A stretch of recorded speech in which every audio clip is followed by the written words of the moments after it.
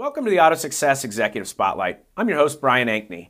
Today I have two guests, Dennis McGinn from Rapid Recon and Euwart Anderson from Vehlo. Welcome, guys. Thanks. Thank you. Pleasure to be here. Where'd you guys come in from today?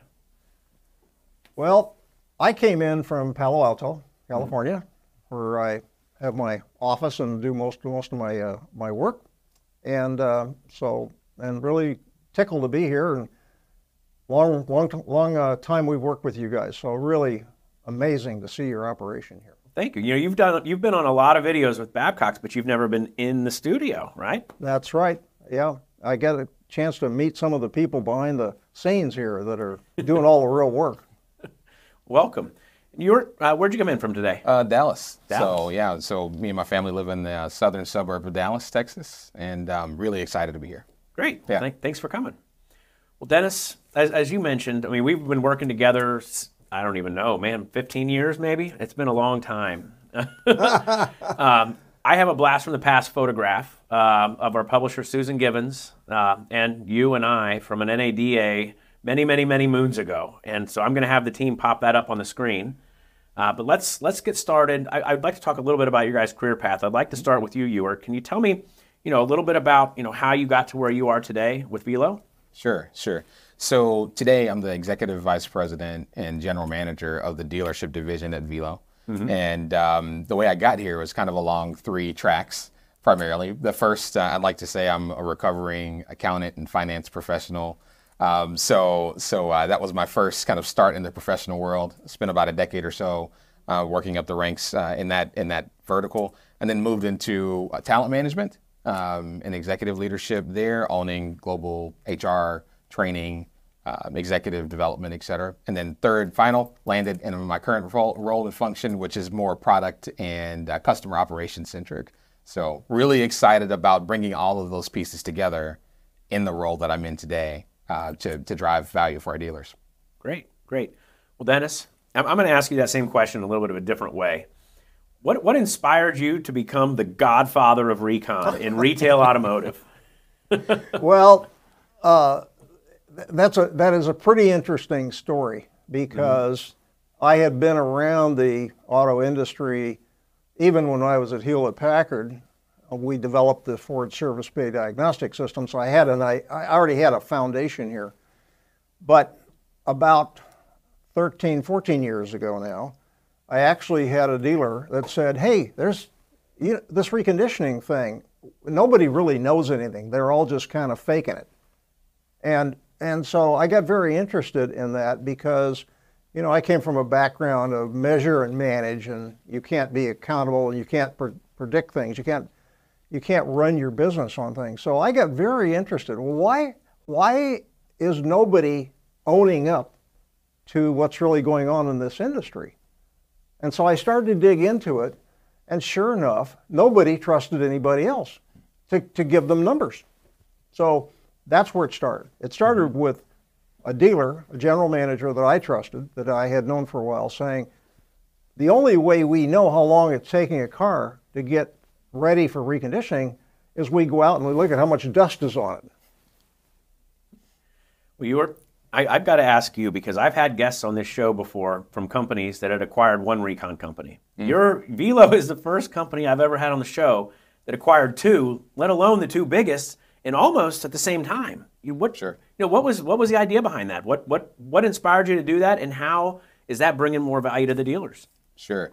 I think while we have two of the industry leaders in reconditioning with us in our family now, I do feel that they bring something very different to the table. So Rapid Recon, to Dennis's commentary, has been the longest tenured reconditioning expert in the space, right? So there is a clear brand strength there and a market awareness that's really potent. And Rapid Recon today has over 2,000 individual rooftops under their belt that they serve.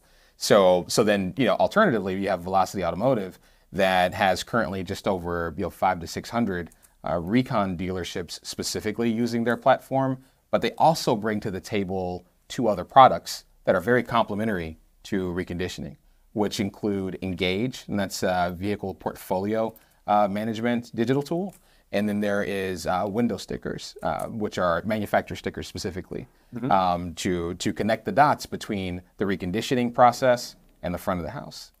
So bringing those together is a great synergy from a product perspective. Fortunately, and maybe to put a pin in it, both companies are very service oriented. So both businesses thrive and pride themselves on giving customers excellent experiences, which is one of our tenets in acquisition.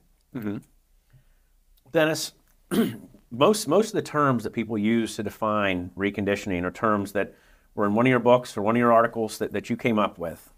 And I feel like the entire industry now appreciates that how important it is to get the vehicles ready quickly. Are they executing? Yes and no. Yeah. So we've provided the measure and manage opportunity. It's been adopted across the board in some places. Other places still struggle with it. It kind of there's kind of a leadership challenge. It's usually at the general manager level or above that, of it being there. In other words, the measure and manage being they own it. And so they realize the value of getting everybody on the same timing to get things done. So time to line came from that. It came from when do we start, when do we finish, real numbers. So the way we did that, we first developed an app for both phones. So the technicians and the people and the vendors could say, I'm done with my, they didn't have to talk to anybody, okay? And that kind of started the ball rolling down here that eventually led to a complete visibility from start to finish on how long it's taking, because everybody that did work was visible in there. And they were all visible to each other. So that was a big step forward. Okay. Well, Euwart, I do want to ask you a little bit more about, your role is all the dealership tools, and you've got 5 of them, right? That's right. When you look at the service department today and the service department in the future, especially from your unique perspective of seeing into the dealership from so many directions, what do you see different in the service department 5 years from now, 10 years from now? Sure. I think just to clarify the 5 brands, they are Text to Drive, Dealer Logics, Service Lane eAdvisor, and then the 2 recent acquisitions of Rapid Recon and Velocity Automotive. And across the data we're able to amass from those customer bases, which total just over 7,000 dealerships, that's a lot of data, right? And as we analyze it, what we've seen and derived from it in the future is that the need for data to flow and a workflow to be really effective between the front of the house, where they are acquiring vehicles, they are appraising vehicles, all the way through the entire life cycle, whether it's customer pay or reconditioning, and getting that car recycled back into the sales front of the house. It's key. And being able to connect those dots is really important and will become increasingly more important as the age of used cars on the road increases. Today, the age of used cars is roughly 13 years old. That's the oldest it's been ever. And it's only going up because people are keeping their cars longer. Vehicles are really expensive to buy new, and they're expensive to buy used. So they're holding on to these vehicles, which makes service, whether it's customer pay or reconditioning, so much more important. That it's not only done effectively, but that it's done really efficiently, right? And that efficiency translates into profitability for the dealer and savings and experience for the customer. So that need is increasing year over year, and we're seeing about a half year mark every year that vehicles are getting older and older. So next year, the expectation is it'll be over 13.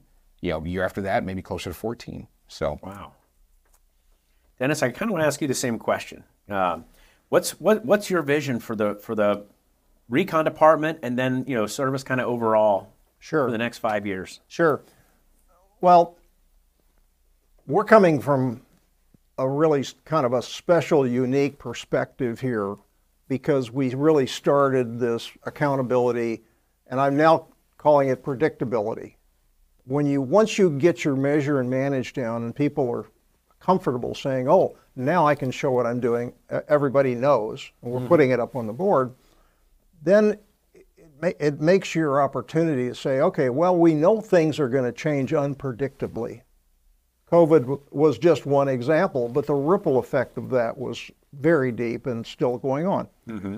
So, and best I can tell, the dealers are going to make most of their future profits on parts and service and on used cars. Okay? And so we were kind of at the right place at the right time with Rapid Recon and build a product that was excellent and still is and is continuing to develop. So our users love us and they love our support. Mm-hmm.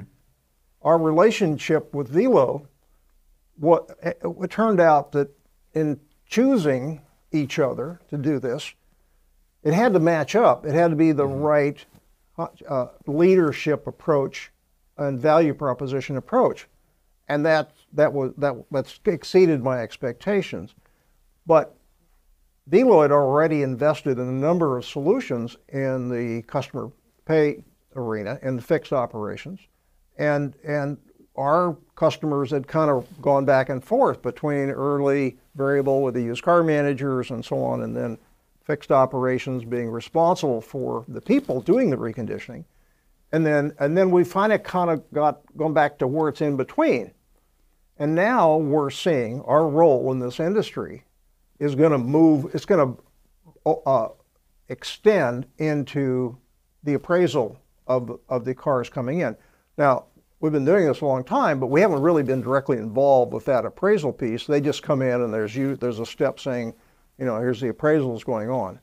But we've come to realize how important this is to be right side up coming into this and to tame this wild, wild west situation that goes on in this industry with just trying to close a deal and let's just make it somebody happy.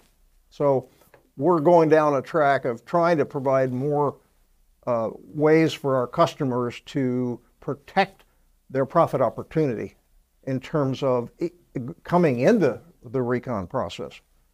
Okay. So you're talking about really looking forward at the time of appraisal, looking forward into the recon process to try to put the right number on that vehicle so you don't end up paying way too much for a used car that you're never going to be able to retail at a profit. I mean, is that what you're trying to avoid? Yes, that's exactly it. And there's enough technology and enough information out there today to be able to, it's not all there yet, but we're going to help it to get there, for somebody that's appraising a vehicle to know what are all the options that they have for this, whether the car is going to be retailed or wholesaled, or it's going to be moved to a buy here, pay here part of that business, or even parted out. Even it's junk, okay, but it still has value. Yeah, everything has value, right. And the more of that we can expose to the people making those decisions, the better they're going to feel about their ability and the general manager, who is really the customer, to predict what's going to happen when they go through these changes in the industry. That's interesting. Guys, I really appreciate you coming out today. Is there anything more, Euwart, that you'd like to share with our audience before we say goodbye? Sure, Brian. So I'd say maybe two things. Yeah. One centers around an encouragement or maybe even a strong recommendation to dealers and auto groups in the market, those that we serve and those that we don't. Mm-hmm. And that's to challenge their vendors to be more than vendors, to be partners. Mm-hmm. There's an ROI that we're accountable for to our customers, and that our customers are accountable for to their customers. And we need to deliver so they can deliver. And I think our industry is ready for a resurgence of customer-focused effort and innovation, right? So we should make the job easier for our dealers, not harder, and magnify their opportunity to spend time with customers, not automate it and take it all away, right? Third, I would say that if your partner is not providing you great support, demand that of them, right? And of us as well. And we're committed to that. And what I mean by great support is real-time resolution to problems at hand and innovation based on feedback and partnership It shouldn't be, you're with me because you're contractually obligated relationship. Yeah. It should be you're with me because you want to be, and you're getting a great value. Great. Dennis? Well, other than the fact that I'm really jealous of some of the fishing you get to do that you showed me earlier today, I think we've covered a lot of ground, and I just want to say how much I appreciate the relationship that we've had with AutoSuccess all the way back to probably the picture people looked at in San Francisco when we didn't even have a booth. Yeah. We were in a hotel and just kind of doing things the best we can. And so I just want to thank you guys before Babcock's, actually, for the support you've provided to us. You've helped us to move along very nicely, kind of get out there in the industry. So Thank you, Dennis. and you've been part of that, Brian, so thank you. Thank you. It's been a pleasure working with you. I look forward to working with you in the future. Thank you for taking the time to join us for this AutoSuccess Executive Spotlight. I'm your host, Brian Ankney. Today, my guests have been Euwart Anderson from Vehlo and Dennis McGinn from Rapid Recon. We hope to see you again soon. This episode is Over the Curb and Burning Gas.